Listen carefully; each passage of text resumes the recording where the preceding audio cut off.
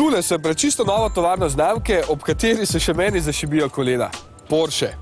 Postavili so jo pred parimi leti, za manj športne modele kot sta Panamera in sedaj še čisto novi Cayenne. Ta športni SUV v pravem pomenu besede je za znamko pomenil pravi preporod, saj so jih do danes prodali več kot 270 tisoč. To pa je že izjemna številka za takšno prestižno znamko. In obnovam se zdi, kot da letijo na krilih uspeha. Toliko samozavesti vliva. Jasno je, da pri Porscheju vsem vozilom za osnovo pri oblikovanju služi 911. Seveda, legenda je dokazala, da svojo silhueto še danes prepričuje kupce. Zato je prav, da jo ostali modeli posnemajo. Pri Cayenneu je to videti praktično povsod. In jasno je, da čeprav je to motor nameščen spredaj, je ostalo veliko prostora za dinamiko. Ideji ni zmanjkalo niti znotraj. Kot vidite, nekatere stvari, kot je tale sredinska konzola, posnemajo po Panameri. Nekaj elementov, kot so tile ročaji, pa je čisto samo svojih. Ključ ostaje na levi, merilnik vrtljajev pa je tako kot pri ostalih Porschejih sedaj na sredini. Ampak to ni še nič. Porsche se mora dobro peljati in pri Cayenneu so to uspeli doseči številnimi izboljšavami. Kot prvo je od predhodnika lažji za kar 180 kg, kljub temu, da ima za 70 kg več opreme. Potem so tu izboljšani motorji, ki vsi po vrsti porabijo precej manj goriva. Elektronika pa skrbi, da vse skupaj odlično deluje na cesti in na terenu. No, in sedaj smo na terenu. Tukaj pa lahko s tem gumbom izbirate različne nastavitve pogona, s tem pa podvozja.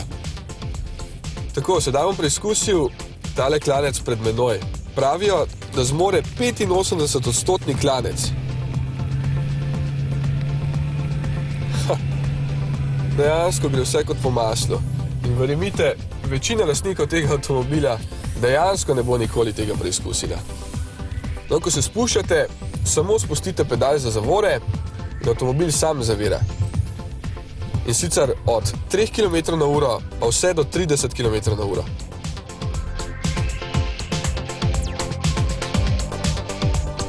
Prava poslastica pa je tale model, Cayenne S Hybrid.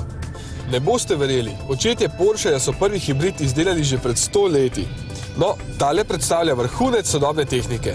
Motor je 3-litrski V6 s kompresorjem, električni se napaja iz nikelj-metal hidridnih baterij v zadku, skupaj pa proizvedeta moč 380 konjev. S tem Cayenne pospeši v 6 sekundah in pol do 100 km/h, v povprečju pa porabi 8,2 litra bencina.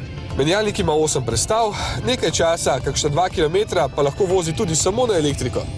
Ko spustim plin, se motor celo izklopi, da se baterije bolj učinkovito napajajo. Če so prazne, pa motorna elektronika sama poskrbi, da se spet napolnijo in da ste spet pripravljeni na mestno vožnjo. No, zdaj veste, s čim se bodo v prihodnosti vozili izbranci. Ampak dejstvo je, da takšna tehnologija prihaja tudi v bolj običajna vozila. Samo kaj, ko to ne bodo Porscheji. In zdaj še zadnji izum Porscheja, hibridno kolo. Sistem tehta dodatnih 6 kg, pomaga pa pri vožnji navzgor in navzdol shranjuje energijo.